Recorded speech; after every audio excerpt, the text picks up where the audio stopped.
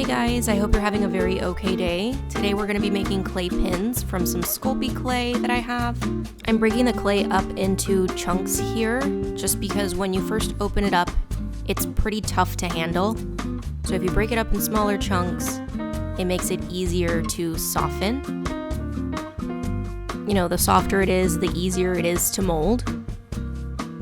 So when I'm done doing that, I put them all together and then I roll them into a snake, and then I awkwardly cut them like Kendall Jenner cuts cucumbers so that they're all about the same size. See? After that, I pretend like I made some sketches right on the fly, but really I did this off camera. And then we're going to roll each of these little pieces into a ball, flatten them, and then cut them into a basic shape so that it looks almost identical to the picture that you drew.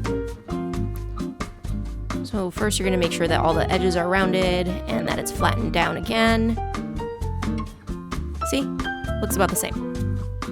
Alright, and then we're just going to do that for each and every single one of these.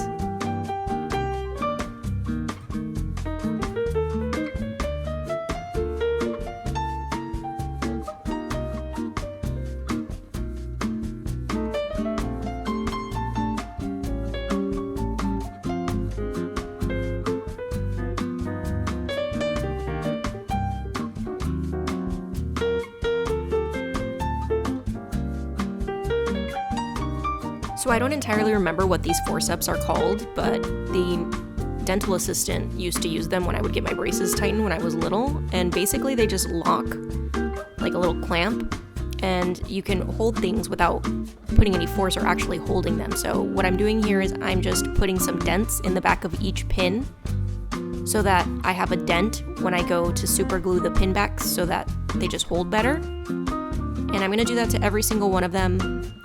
And next we're gonna go ahead and bake the pins at 250 for about 10 to 15 minutes is what I do, and it works out really well. And then we're just gonna go ahead and put the pin backs into the little dents that we did before we baked our pins.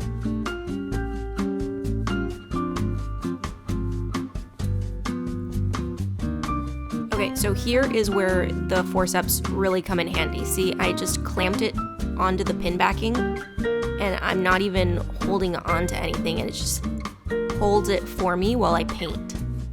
So if you guys don't have a pair of these, I highly recommend you get a pair. It'll make your life so much easier when you're making stuff like this.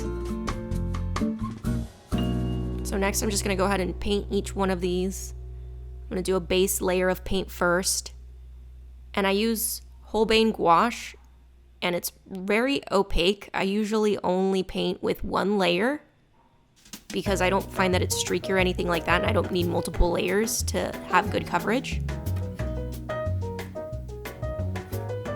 And I'm doing this in batches, so I'm trying to conserve as much paint as possible, so whatever is the same or about the same color, I'm going to paint every one of them, if that makes sense, so that I'm not just wasting paint. So anything that's red, I'll paint red. Anything that's yellow, I'll paint yellow. And so forth.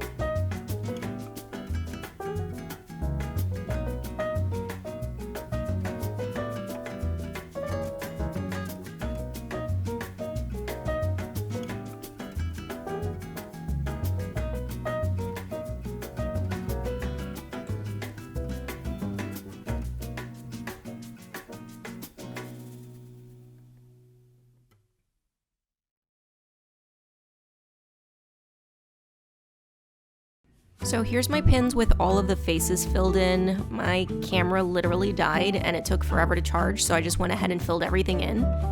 But I am going to show you guys how I resin and glaze everything. So this is what I use. It works really well. It doesn't leave any bubbles, and it's really smooth and dries hard. It doesn't leave a tacky residue. So I put each pin on the clamps again. You really should be using gloves and any type of like a ventilator mask and stuff like that for using resin. Make sure that your windows are open because it's pretty toxic. But the clamps really help with that, and I've done this a ton of times, so I don't ever get it on myself. So I put down a little pen, and the reason for that is so that it's got a little leverage when I put the pin in under the UV lamp. And then I leave it in there for a good, I don't know, I do it maybe like 5 or 6 times for each pin, about 60 seconds long. So it's in under the lamp for a good 5 minutes or so. And I do that with each one until all of them are shiny and completely coated.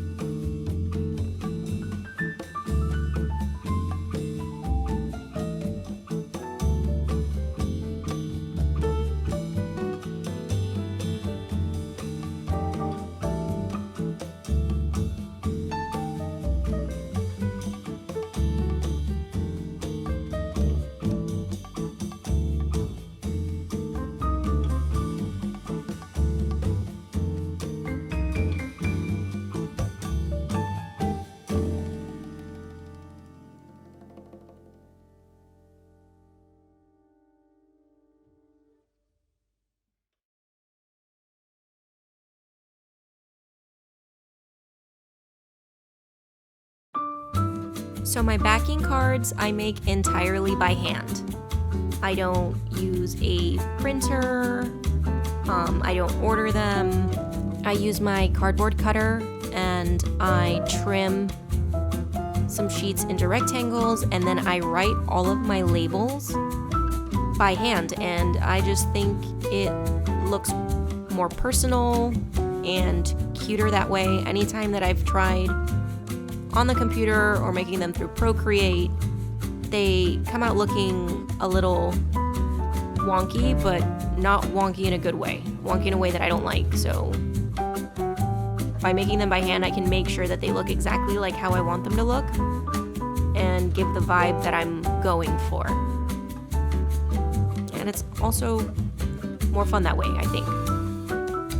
So you can choose to do them on the computer, you can do them through Procreate, you can print them out, you can order them, you can do them by hand too if you want to, if you like the way that mine look. But this is just how I do them. And I think they look really cute this way.